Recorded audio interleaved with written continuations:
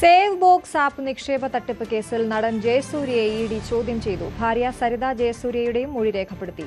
നേരത്തെ കമ്പനി ഉടമസ്ഥൻ Sadiq റഹീമിനെ police arrest ചെയ്തിരുന്നു. സ്ഥാപനത്തിന്റെ ബ്രാൻഡ് അംബാസിഡറാണ് ജയസൂര്യ. സേവ് ബോക്സ് നിക്ഷേപ ആപ്പ് തട്ടിപ്പ് കേസുമായി ബന്ധപ്പെട്ടുകൊണ്ടാണ് നടൻ ജയസൂര്യയെ ഇഡി ചോദ്യം ചെയ്യുന്നത്. ഈ ആപ്പിൻ്റെ പ്രൊമോഷൻ്റെ ഭാഗമായിട്ട് ഇതിൻ്റെ ബ്രാൻഡ് അംബാസഡറായി ജയസൂര്യ ഉണ്ടായിരുന്നതായി വിവരം സ്ഥിരീകരിച്ചിരുന്നു. ഇതിൻ്റെ ഭാഗമായിട്ട് ജയസൂര്യയെ ഈ മാസം മറ്റൊരു ദിവസത്തിൽ ചോദ്യം ചെയ്യാനായിട്ട് വിളിച്ചിരുന്നു.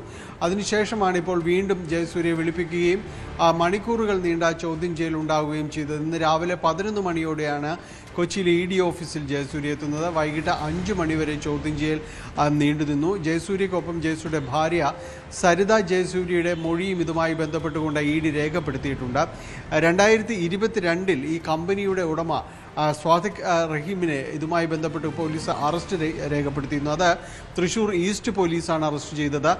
പലരിൽ നിന്ന് ലക്ഷങ്ങൾ പണം വാങ്ങി അവർക്ക് തിരികെ അതിൻ്റെ ഒരു പ്രോഫിറ്റ് ഷെയർ കൊടുക്കും, ലാഭവിഹിതം നൽകുമെന്ന വാഗ്ദാനം നൽകിയെങ്കിലും അതൊന്നും ഉണ്ടാകാത്തതിലാണ്, പരാതിയുടെ അടിസ്ഥാനത്തിലാണ് അന്ന് അറസ്റ്റ് രേഖപ്പെടുത്തിയത്.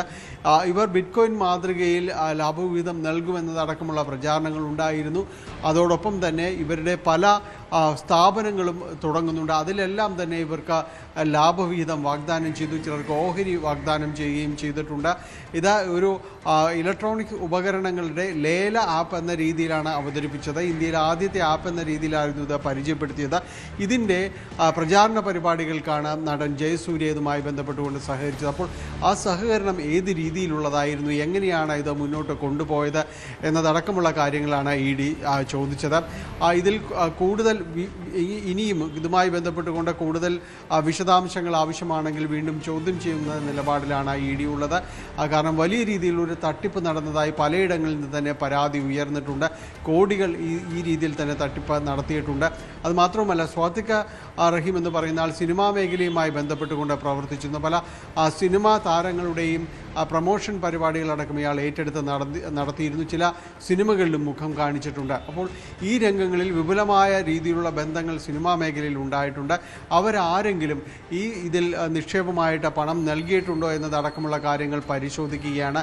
ജയസൂര്യ ഏതെങ്കിലും രീതിയിലുള്ള നിക്ഷേപം നൽകിയിട്ടുണ്ടോ അല്ലെങ്കിൽ ജയസൂര്യ കബളിപ്പിക്കപ്പെട്ടിട്ടുണ്ടോ എന്നതടക്കമുള്ള കാര്യങ്ങൾ കൂടി പരിശോധിക്കുന്നു. ഏതായാലും വലിയ തുകയുടെ ഇടപാടുകൾ ഇതുമായി ബന്ധപ്പെട്ടുകൊണ്ട് നടന്നിട്ടുണ്ട്.